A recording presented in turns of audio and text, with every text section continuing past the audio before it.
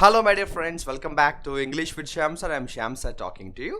You're watching Shyam sir's Vocabulary Daily Series, and in this video, we are going to discuss some very important vocabulary that came on the Hindu newspaper August 24th. August 24 Hindu news పేపర్లో వచ్చిన first editorial ఆర్టికల్కు సంబంధించి కొన్ని important vocabulary అయితే చూద్దాం. Running నోట్స్తో రెడీగా ఉండండి. So ఈ article మనకి రీసెంట్గా సుప్రీం కోర్ట్ ఆఫ్ ఇండియా ఏదైతే వీధి కుక్కలు డాగ్స్కి సంబంధించిన జడ్జిమెంట్ ఇచ్చిందో ఆ జడ్జిమెంట్కి సంబంధించిన ఆర్టికల్ ఇది. సో ఇందులో మనం కానీ తీసుకుంటే హెడ్లైన్స్లోనే కంపాషన్ అనే ఒక వొకాబులరీ అయితే వచ్చింది. So what is the meaning of the word compassion? So ఈ ఆర్టికల్ అంతా కూడా ఈ కంపాషన్ అన్న వర్డ్ మీదే వెళ్తూ ఉంటుంది అనమాట. సో కంపాషన్ అంటే సింపుల్గా రాసుకోండి, కైండ్నెస్, మంచితనం అని రాసుకోండి. ఓకేనా? సో కంపాషన్ అంటే కైండ్నెస్ అని రాసుకోవచ్చు. Okay, and now if you go to the next vocabulary here, there is a word call undermine. So మనం దేన్నైనా ఎవరినైనా అండర్మైన్ చేయడం అంటే ఏంటంటే వాళ్ళకున్న విలువను తగ్గించడం, దానికి ఉన్న ఇంపార్టెన్స్ పెద్దగా లేదని చెప్పడం అనమాట. సో అండర్మైన్ చేయడం అంటే రాసుకోండి, reduce the importance of something. దేనికైనా ఉన్న విలువను మనం తక్కువ చేస్తూ మాట్లాడడాన్ని ఏమంటామంటే అండర్మైన్ అంటాం. సో అండర్మైన్ అన్న మనకి అండర్ ఎస్టిమేట్ అన్న దాదాపు ఒకేలా ఉంటాయి. Now you have this earnest, beautiful vocabulary అమ్మ. ఇది మనం చాలా ఇంపార్టెంట్ వొకాబులరీ ఇది.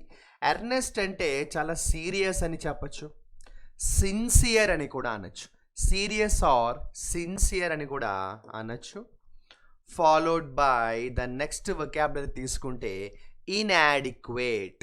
So what is the meaning of the word inadequate? inadequate అంటే సరిపోదు, లెస్ అంటాను చూసారా, అలా లెస్. adequate అంటే సరిపోదు, సరిపడా, ఇనఫ్. inadequate అంటే లెస్, నాట్ ఇనఫ్, సరిపోదు అంటాం. inadequate అంటే సరిపోదు, నాట్ ఇనఫ్ అంటాం. There is a beautiful vocabulary called reconcile. జనరల్గా రీకన్సైల్ అంటే ఏంటంటే విడిపోయిన వాళ్ళు మళ్ళీ కలిస్తే దాన్ని మనం రీకన్సైల్ అంటాం. సో సింపుల్గా ఏంటంటే బీ టుగెదర్ అని రాసుకోండి, కలిసి ఉండడం అనమాట. రీ అంటే మళ్ళీ, so be together again. So reconcile అంటే ఏంటంటే విడిపోయిన వాళ్ళు కలిసి ఉండడం. So be together again, be together again. ఓకేనా? అండ్ దెన్ మనం ఇలా చూసుకుంటూ వెళ్తే there is a simple word called retain. So retain అంటే వదులుకోకుండా పట్టుకోవడం అనమాట, హోల్డ్ అనమాట. సో వదిలేయడాన్ని ఏమంటామంటే లీవ్ అంటాం కదా, అలా వదిలేయకుండా పట్టుకుని ఉండడాన్ని ఏమంటామంటే రీటైన్ అంటాము. హోల్డ్ అని రాసుకోండి. నేను మళ్ళీ చెప్తున్నా, ఈ వీడియో చూస్తున్న వాళ్ళకి రన్నింగ్ నోట్స్ రాసుకుంటూ వీడియో చూడండి. నేను 10 minutes అరౌండ్ ఈ వీడియో ఎండ్ చేయబోతున్నాను. సో ఒక 10 నిమిషాలు మీరు పేషెన్స్తో ఈ వీడియో చూస్తూ రన్నింగ్ నోట్స్ రాసుకుంటే ఒక 15 to 20 వొకాబులరీ దొరుకుతాయి కదా, అవి మీనింగ్స్ కూడా రాసుకోవడం వల్ల మనం తర్వాత అవి చదువుకోవడానికి కూడా చాలా హెల్ప్ అవుతుంది. ఓకేనా? రైట్. సో డిస్ప్రపోర్షనేట్లీ అంటే అర్థం ఏంటంటే, మామూలుగా తెలుగులో చెప్పేటప్పుడు ప్రపోర్షనేట్లీ అంటే ఈక్వల్గా, డిస్ప్రపోర్షనేట్లీ అంటే ఇన్ఈక్వల్గా అనమాట. సో డిస్ప్రపోర్షనేట్లీ అంటే ఇన్ఈక్వల్, చిందరవందరగా అని కూడా అనొచ్చు. డిస్ప్రపోర్షనేట్లీ అంటే మీకు ఇది ఎక్కువ న్యూస్ పేపర్లో ఎలా కనిపిస్తుందంటే డిస్ప్రపోర్షనేట్ అసెట్స్.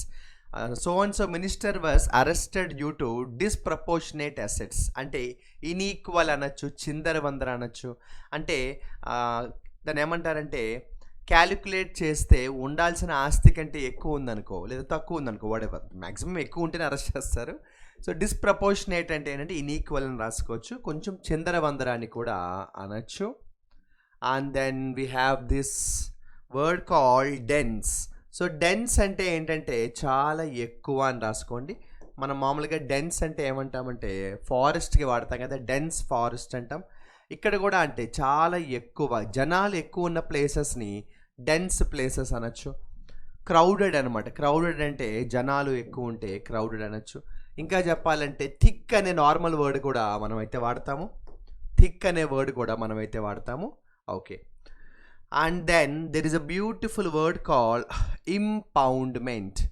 సో యాక్చువల్గా చెప్పాలంటే ఇంపౌండ్మెంట్ అంటే ఏంటంటే పూర్తిగా కంట్రోల్లో పెట్టుకోవడం అనమాట. కంట్రోల్ అంటే పూర్తిగా దాన్ని మన కంట్రోల్లో పెట్టుకోవడాన్ని ఇంపౌండ్మెంట్ అంటాం.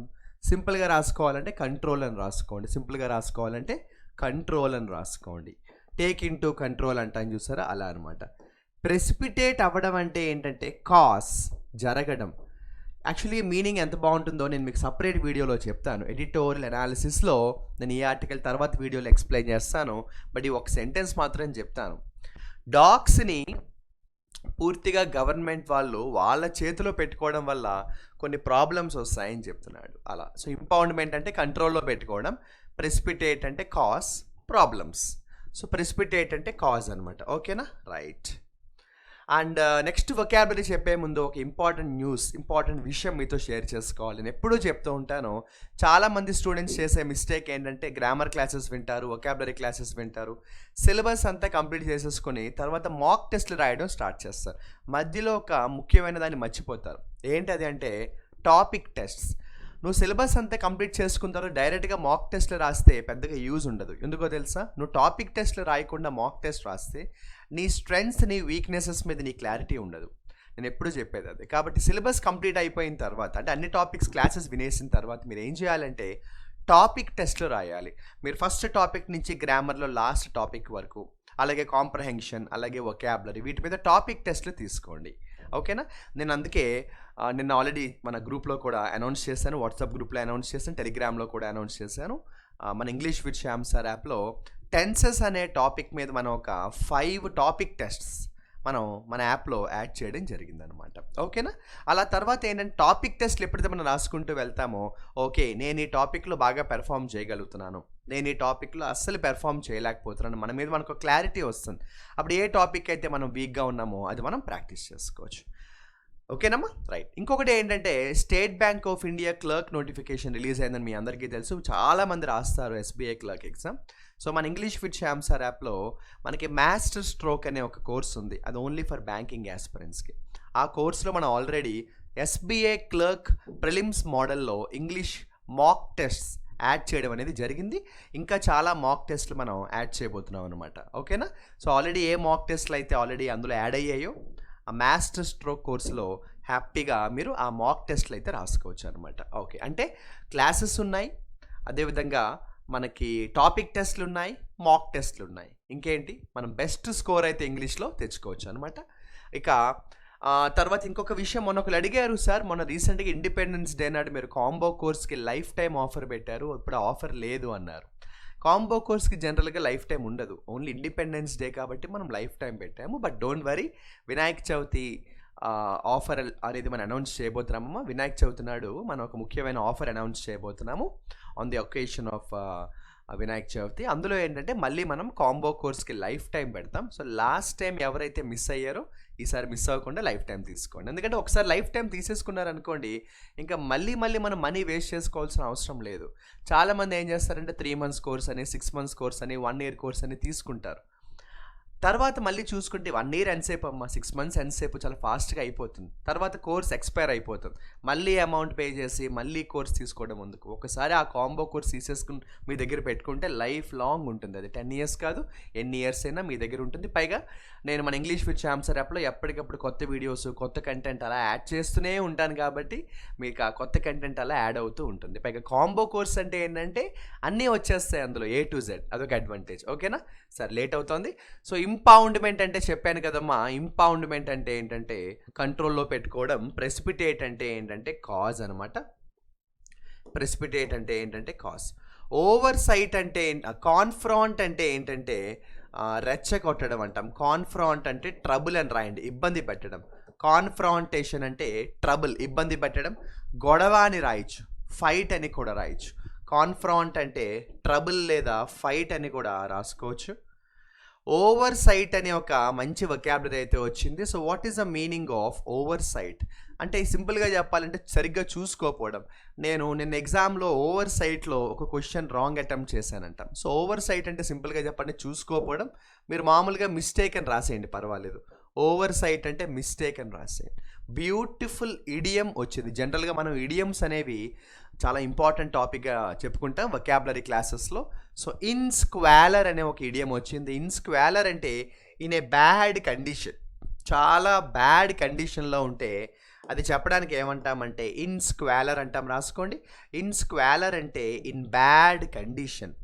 మనం రీసెంట్గా ఒక 3 days బ్యాక్ చెప్పుకున్న న్యూస్ పేపర్ వొకాబులరీలో కూడా నిష్ వచ్చింది. సో నిష్ అంటే ఏంటంటే సూటబుల్ ఎన్వైర్మెంట్, సూటబుల్ ప్లేస్ అని రాయండి, లేదా సూటబుల్ ఎన్వైర్మెంట్ అని రాయండి. ఓకేనా. తర్వాత డిస్కోర్స్ అనే వొకాబులరీ వచ్చింది. డిస్కోర్స్ అంటే డిస్కషన్ రాయండి. ఏదైనా ఒక ఇష్యూ మీద మనం డిస్కషన్స్ చేసుకుంటుంటే వాటిని ఏమంటామంటే డిస్కోర్స్ అంటాం. డిస్కోర్స్ అంటే ఏంటంటే డిస్కషన్స్ అని రాయండి. ఓవర్ రైడ్ అంటే ఏంటంటే దేన్నైనా కూడా ఇంపార్టెంట్ కాదు, దేన్నైనా కూడా నెగ్లెక్ట్ చేయడం అని రాయండి. ఓవర్ రైడ్ అంటే నెగ్లెక్ట్. అంటే మనం డాగ్స్కి ప్రేమ చూపించడంలో తప్పు లేదు, కానీ కుక్కల పట్ల మనకుండే ప్రేమ చూపించే ప్రాసెస్లో మనుషుల్ని మనం ఇబ్బంది పెట్టకూడదు కదా, అలా అనమాట. సో ఓవర్ రైడ్ అంటే ఏంటంటే నెగ్లెక్ట్ అనమాట. సో ఎనల్ అంటే ఏంటంటే what is the meaning of annul? Annul అంటే ఏంటంటే క్యాన్సిల్ చేయడం అమ్మ. ఏదైనా ఒక విషయాన్ని మనం క్యాన్సిల్ చేయడాన్ని ఏమంటామంటే ఎనల్ చేయడం అంటాము, ఎనల్ చేయడం అంటాము. అండ్ దెన్ స్టాట్యూట్ అనే ఒక వొకాబులరీ అయితే వచ్చింది. స్టాట్యూట్ అంటే ఏంటంటే ఏదైనా ఒక లా, ఏదైనా ఒక చట్టం. ఓకేనా. స్టాట్యూట్ అంటే ఏదైనా ఒక చట్టాన్ని, ఏదైనా ఒక లాని లేదా యాక్ట్ని ఏమంటామంటే స్టాట్యూట్ అంటాము. అండ్ మినేస్ అంటే ఏంటంటే ఒక సీరియస్ ప్రాబ్లం అమ్మ, ప్రమాదం. సో మినేస్ అంటే ఏంటంటే డేంజర్ అని రాయొచ్చు, మినేస్ అంటే డేంజర్ అని రాయొచ్చు. దాన్నే పెరిల్ అని కూడా అంటాం. సో మినేస్ అంటే డేంజర్ లేదా పెరిల్ అని కూడా అంటాము. అండ్ ఒక 3-4 వర్డ్స్ మధ్యలో ఉన్నాయి చూడండి. మ్యాండేట్. సో మ్యాండేట్ అంటే కంపల్సరీగా చేయాల్సిన పనిని మనం మ్యాండేట్ అంటాం. డ్యూటీ అనొచ్చు, లేదా ఆర్డర్ అని కూడా అనొచ్చు. మ్యాండేట్ అంటే డ్యూటీ లేదా ఆర్డర్ అని కూడా అనొచ్చు. అండ్ నేను మీకు హోంవర్క్ ఇవ్వకపోతే ఎలా? హ్యూమెన్లీ అంటే అదేం పెద్ద వర్డ్ కాదు. హ్యూమెన్లీ అంటే వెరీ కైండ్లీ అని అర్థం. హ్యూమన్లీ అంటే వెరీ కైండ్లీ. అయితే హోంవర్క్ ఇవ్వకపోతే ఎలా? ఇది నేను మీకు ఇస్తున్న హోంవర్క్ నెంబర్ 1 చూడమ్మా. Euthanized. So what is the meaning of the word euthanized? So euthanized meaning ఏంటో మీరు కనుక్కోండి, గూగుల్లో చూడండి లేదా డిక్షనరీలో చూడండి. యుథనైజ్డ్ మీనింగ్ కనుక్కున్న తర్వాత మీరు మన కింద కామెంట్ సెక్షన్లో యుథనైజ్డ్ అనే వర్డ్ వాడి ఒక ఎగ్జాంపుల్ కూడా తయారు చేయండి. ఓకేనా. ఒక ఎగ్జాంపుల్ కూడా కామెంట్ సెక్షన్లో మెసేజ్ చేయండి. ఇది వొకాబులరీ నెంబర్ 1, నేను మీకు హోంవర్క్ ఇస్తున్న నెంబర్ 1. ఇక హోంవర్క్ నెంబర్ 2 ఏంటంటే ఎనల్డ్. ఎనల్డ్ అనే వర్డ్తో కూడా ఒక ఎగ్జాంపుల్ తయారు చేసి కామెంట్ సెక్షన్లో ఆ ఎగ్జాంపుల్ని మెసేజ్ చేయండి. ఎనల్డ్ అంటే ఏంటంటే రద్దు చేయడం లేదా క్యాన్సిల్ చేయడం అంటాము. అండ్ ఒక బ్యూటిఫుల్ ఇడియం వచ్చిందని చెప్పాను చూసారా, అదేంటంటే ఇన్ స్క్వాలర్. ఇన్ స్క్వాలర్ అంటే బ్యాడ్ కండిషన్లో ఉండడం, చాలా కష్టాల్లో ఇబ్బందుల్లో ఉంటే ఇన్ స్క్వాలర్ అంటాం. దాంతో కూడా ఒక మంచి ఎగ్జాంపుల్ని అయితే మీరు తయారు చేసి కమెంట్ సెక్షన్లో మెసేజ్ చేసేయండి. అక్కడితో ఈరోజు శ్యామ్ సార్స్ వొకాబులరీ కంప్లీట్ అవ్వడమే కాదు, మీకు సంబంధించి నేను మీకు 3 వొకాబులరీతో హోంవర్క్ కూడా ఇచ్చాను. ఆ 3 వర్డ్స్తో 3 ఎగ్జాంపుల్స్ కమెంట్ సెక్షన్లో అయితే మెసేజ్ చేసేయండి. సార్ ఈ 2 మీరు మర్చిపోయారు సార్ అనుకుంటారేమో, నేను మర్చిపోలేదు. సో బేసికల్గా చెప్పాలంటే వీవ్ అంటే ఏంటంటే కుట్టడం, వీవింగ్ అంట కదా. వీవ్ అంటే ఏంటంటే కుట్టడం, దానికి వాళ్ళు పాస్ట్ టెన్స్ ఇచ్చారు వొవెన్. సో వీవ్ అంటే మీ అందరికీ తెలుసు కదమ్మా, కుట్టడం, అంతకంటే ఏం కాదు. కాకపోతే ఈ సెంటెన్స్లో కుట్టడం ఏంటి అని మీకు డౌట్ రావచ్చు. ఈ సెంటెన్స్లో దాని కాంటెక్స్ట్ వేరేలాగా వాడారు. మీకు ఒకవేళ ఈ సెంటెన్స్ ప్రకారం మీనింగ్ రాసుకుంటానంటే ఎలా అంటే మీరు ఇంక్లూడ్ అని రాయొచ్చు. ఈ సెంటెన్స్ ప్రకారం మీరు రాసుకుంటానంటే ఇంక్లూడ్ అని రాయొచ్చు. సో పెర్స్పెక్టివ్ అంటే ఒపీనియన్ అమ్మ. ఒక మనిషి యొక్క ఆలోచన ఉంటుంది చూసారా, ఒపీనియన్స్. పెర్స్పెక్టివ్ అంటే ఒపీనియన్స్ అని రాసుకోవచ్చు. అక్కడితో August 24 హిందూ న్యూస్ పేపర్లో ఉన్న శ్యామ్ సార్స్ వొకాబులరీ మనం డిస్కస్ చేసుకోవడం అయితే జరిగింది. ఎప్పటిలాగే మనం చేస్తున్న ఈ daily series, Shyam sir's vocabulary daily series మీద మీ ఫీడ్బ్యాక్ని ఇక్కడ కమెంట్ సెక్షన్లో నాతో షేర్ చేసుకోండి. I will try to give you best content and you feedback will give me more motivation. All the best. Next Shyam sir's vocabulary వీడియోలో మిమ్మల్ని కలుస్తాను. బాగా ప్రిపేర్ అవ్వండి. నేను చెప్పినట్టు టెన్సెస్ మీద ఎలా అయితే మనకి టాపిక్ వైజ్ 5 ఎగ్జామ్స్, 5 టెస్ట్లు మనం యాడ్ చేసామో, అండ్ మిగిలిన టాపిక్స్లో కూడా టెస్ట్లు అనేవి కంటిన్యూస్గా అలా యాడ్ అవుతూ ఉంటాయన్నమాట. సో టాపిక్ వైజ్ టెస్ట్లు కూడా రాసుకోండి. ఇంగ్లీష్కు సంబంధించిన గైడెన్స్ కావాలంటే మీకు ప్లేస్టోర్లోకి వెళ్ళండి. ఇంగ్లీష్ విత్ శ్యామ్ సార్ అనే మన యాప్ని ఇన్స్టాల్ చేసుకోండి. కాంటాక్ట్ నెంబర్ డిస్క్రిప్షన్లో ఉంటుంది. టెలిగ్రామ్ ఛానల్ ఉంది ఇదే పేరుతో. అండ్ డౌట్స్ ఉంటే కాంటాక్ట్ చేయండి. బాగా ప్రిపేర్ అవ్వండి. All the best.